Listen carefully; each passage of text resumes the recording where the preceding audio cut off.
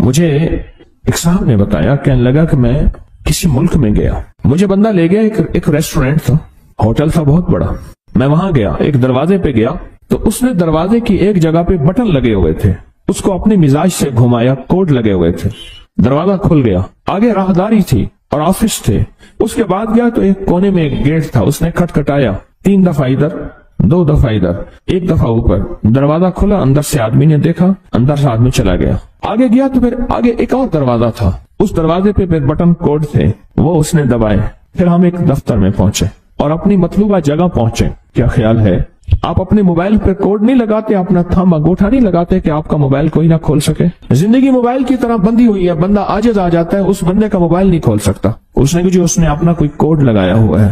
زندگی عاجز آ جاتا ہے بندہ، اور زندگیوں پہ کوڈ لگے ہوئے ہیں، بندشوں کے، دیوسائی کے، جنات شیاطین کے، بندہ نہیں کھول سکتا۔ اور اگر اس کو کھول سکتے ہیں تو کوئی طاقت ایسی ہے اور کوئی قوت ایسی ہے، موبائل جتنا بھی اس کو کوڈ لگا ہوا ہو، موبائل بنانے والا نظام، اس کی کمپنی اور اس کے سائنسدان، آپ 1,00,000 موبائل دیں گے، اس وقت کھول کے رکھ دیں گے سارے، اس میں جتنا طاقتور کوڈ لگا ہوا ہے، جتنے آپ نے انگوٹھے لگائے ہیں، جو بنانے والا موبائل ہے اسے سارے سافٹ ویئر، ساری زندگی کی مشینری، اندر کے سارے پرزوں کی خبر ہے، اس نے سارے پرزے گھمانے اور ایک پل میں سارے موبائل کھول کے رکھ دینے ہیں۔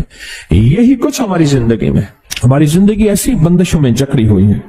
مسنون دعائیں، یہ چھوٹے چھوٹے حرف، یہ چھوٹے چھوٹے لفظ، یہ زندگی کے چھوٹے چھوٹے راز ہماری زندگی کی بندشوں کو، پریشانیوں کو، مشکلات کو ایسے کھول دیتے ہیں۔ روانی اور فراوانی، روانی اور فراوانی ایسے زندگی میں کہ عقل اور انسان کی ہوش اور انسان کی سوچ اور انسان کا گمان خیال دنگ رہ جاتا ہے کہ میرے لیے ایسا ہو بھی سکتا ہے، اتنی بڑی کامیابی۔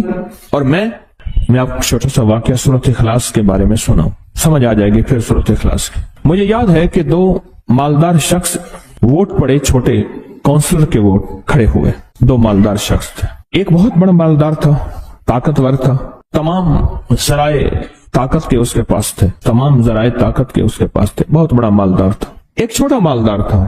اب آپ حیران ہوں گے، جو بڑا مالدار تھا لوگوں نے اس کو ووٹ دیے۔ ایک شخص تھا جو سارا دن اس کے نعرے لگاتا تھا، اس کے بارے میں لوگوں کو قائل مائل کرتا تھا، اس پہ کوئی مصیبت آئی اور بڑا مالدار اس کے ساتھ کھڑا ہوا تھا، اور جو چھوٹا مالدار ووٹ نہیں دیے تھے وہ اس کا مخالف تھا، اور یہ بندہ جیت گیا۔ ایک بہت طاقتور شریر آدمی نے اس کو نقصان پہنچانا چاہا، ہوا یہ کہ دیوار گر گئی۔ جب دیوار گر گئی بارش کی وجہ سے، ساون بادو تھا، اب جب اس نے دیوار دینا چاہی، ساتھ والا پڑوسی کہنے لگا یہ دیوار ہماری مشترکہ تھی، لہٰذا گر تو ویسے گئی ہے، آپ میری جگہ چھوڑ کے آگے دیوار دیں۔ تو اس نے کہا یہ دیوار میری ذاتی تھی، میری خاندانی تھی۔ اس پہ جھگڑا ہو گیا، اور اس میں جب جھگڑا ہوا تو وہ جو چھوٹا مالدار تھا وہ دیوار والے کے ساتھ ہو گیا، جس کا مطالبہ تھا وہ لیکن واقعی ناجائز تھا، اور جو بڑا طاقتور تھا وہ اس کے ساتھ ہو گیا۔ آخر یہ اپنا حق جیت گیا اور اس نے اپنی جگہ پہ دیوار دی۔ آپ کی زندگی میں کئی حق ہیں جو جناتی، شیطانی اور دیو مار دیتے ہیں، آپ کو زندگی سے محروم کر دیتے ہیں۔ بڑی طاقتور چیز کو اپنے ساتھ رکھیں، بڑی قوت کو اپنے ساتھ رکھیں، اور بہت بڑے نظام کو اپنے ساتھ رکھیں۔ اور وہ بہت بڑا نظام کون ہے؟ وہ ایک ایسی ذات ہے جو نظر نہیں آتی پر ہے، اور اس نظام کی تعریف، اس طاقتور نظام کی تعریف کیا ہے کہ اس کے پاس ہے ملک، مال، اقتدار، حکومت کیا ہے؟ وہ طاقتور نظام آپ کے ساتھ ایسی آ جاتا ہے۔ کیوں پریشان؟ کیا ہوا؟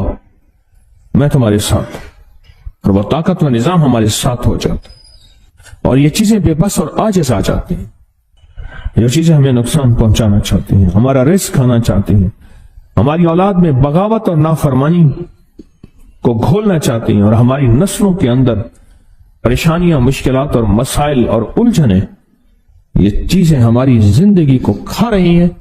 یہ ایک پل میں وہ طاقت ہمارے قریب آ جاتی ہے، ہمارے سامنے آ جاتی ہے، اور اس طاقتور نظام کو سمجھنا ہے تو دل میں کہہ دے قل هو اللہ احد اللہ الصمد لم یلد ولم یولد ولم یکن له کفوا۔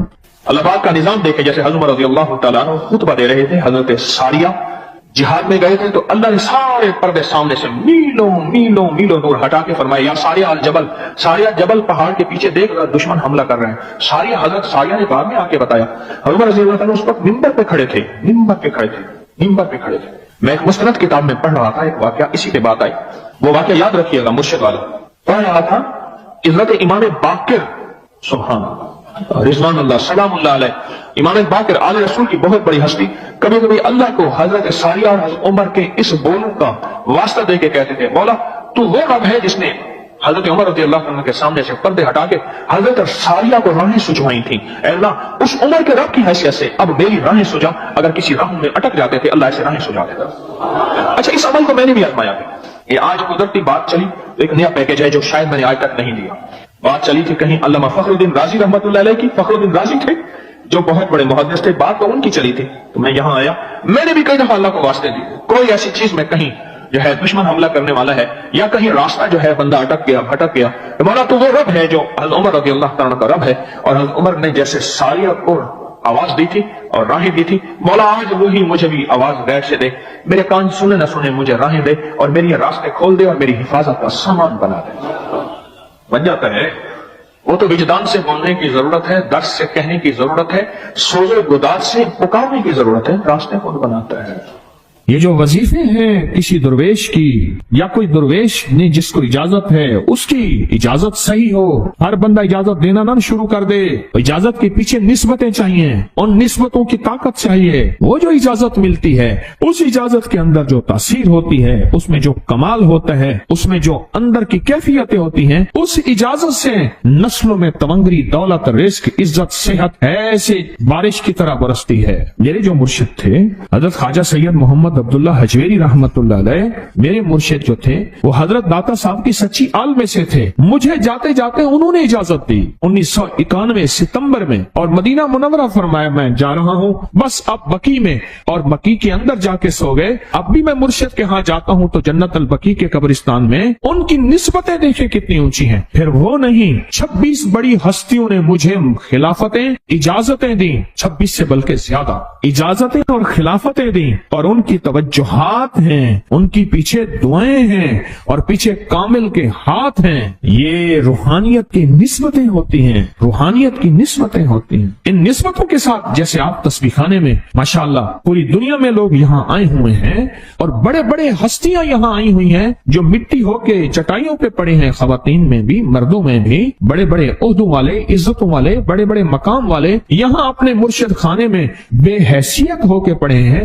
جو بے حیثیت ہو کے آتا ہے اللہ اس کو عزت اور مقام اور حیثیت دے۔ کہنے لگا میں نے نا حمزات کو قابو کرنے کے لیے میں نے ایک عمل کیا، عمل یہ تھا کہ ایک بڑا سا تھال لے لے، جیسے یہ گارے اور مٹی میں تھال ہوتے ہیں، اس کا چراغ بنا لے، اس میں 10 کلو تیل ڈالے اور بڑی ساری بتی ہو، ٹھیک، اس کی بتی جلائیں، 10 کلو تیل جلنا ہے، یہ سارا کتنا تیل جلنا ہے، اس کی بتی میں اس کی لو میں دیکھنا ہے، اور پھر بیٹھنا اس انداز سے ہے کہ میرا سایہ ہو اور پھر میں اپنے سائے کو بھی دیکھوں، لو کو بھی دیکھوں، اور اس کے بعد یہ وظیفہ پڑھنا ہے۔ 40 دن میں یہ 10 کلو تیل جل جاتا ہے، دن رات بیٹھنا ہے اور اس کو پڑھنا ہے۔ 30 دن جب گزرے تھے، 30 دن گزرنے کے بعد اس کو نقشے نظر آنا شروع ہوئے، نقشے یہ نظر آنا شروع ہوئے کہ گھر ہے، بچے ہیں، کھیل رہے ہیں، اماں بیٹھی ہے، آپس میں بچے کو لڑ بھی رہے ہیں، کھا بھی رہے ہیں، پی بھی رہے ہیں۔ اس نے ادھر سے توجہ ہٹائی، مرشد نے فرمایا تھا کہ دیکھ میری نگرانی میں عمل کر رہا، نقشے نظر آئیں گے، کسی نقشے میں نہ توجہ کرنا نہ خوف کرنا، خوف بھی آئے گا، چیزیں بھی آئیں گے، نہ کرنا، بس نہ کرنا۔ دوسرے دن اوپر سے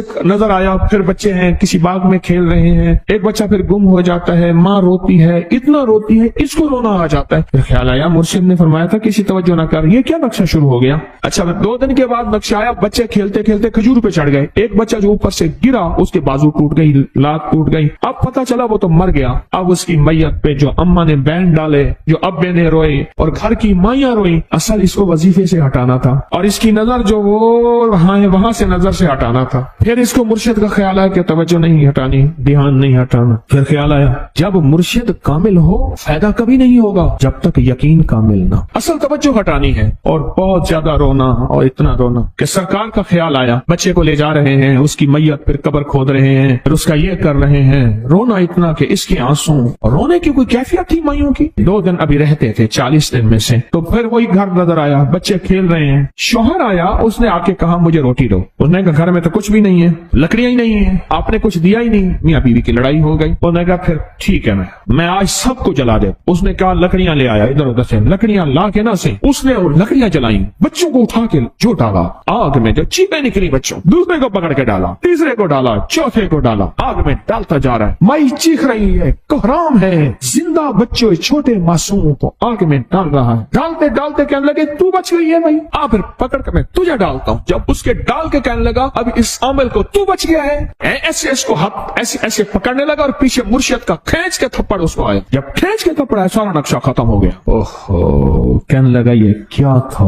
मुर्शिद कामिल ऐसा हो गया जरा लूलू दे विच वसे हो, नाल निगाह दे पाक करेंदा, ना साबुन सज्जी धत्ते हो। ये उस वक्त होगा जब यकीन होगा, जब तेरा यकीन कमजोर है। मुर्शिद कामिल है, यकीन कामिल नहीं, नाकाम रहेगा सारी जिंदगी, थर्मामीटर लगाता रहेगा। कोई कह देगा कि तेरा मुर्शिद 1 नंबर है, वली है, कहा सुभान अल्लाह। कोई कह देगा 2 नंबर है, कहे तौबा तौबा। सारी उम्र इसी जिंदगी में रहेगा, कभी नहीं पा सकेगा। 40 दिन के बाद मुर्शिद की खिदमत में हाजिर हुआ और सारे नक्शे बताए। फरमाया ना बताओ, हम देख रहे। अल्लामा फखरुद्दीन राजी रहमतुल्लाह अलैह का मशहूर वाक़या है, मुरीद जो है आपका सैकड़ों मील दूर, और वो मुरीद वो था जो सारी उम्र अल्लाह के वजूद को कहता रहा कि अल्लाह के वजूद को ना मानने वाले कहते थे कोई अल्लाह नहीं है, कहाँ है दिखाओ, हर चीज खुद ब खुद बन गई है, खुद ब खुद खत्म हो जाएगी। उनके पास 100 दलीलें थी। कितनी 100 दलीलें थी, और आज तक उनकी दलीलों को कोई तोड़ नहीं सका था अल्लाह के वजूद पे। आखिरी वक्त है, और आखिरी वक्त के अंदर एक दरवाजा खटखटाया किसी ने कि जनाब एक बुजुर्ग आपसे मिलने आए हैं। वो बुजुर्ग उनके दोस्त थे पुराने। ओहो, आपका आखिरी वक्त है, मैं मिलने आया। और वो बुजुर्ग नहीं था, वो शैतान की शक्ल बन के आया था। उसने आते ही वो मसला छेड़ दिया। आज तक उसकी दलीलें कोई नहीं तोड़ सका था, ये उसकी दलील तोड़ गया। पहली दलील टूट गई, उसने दूसरी दी अल्लाह है, इसने 2 दलील भी तोड़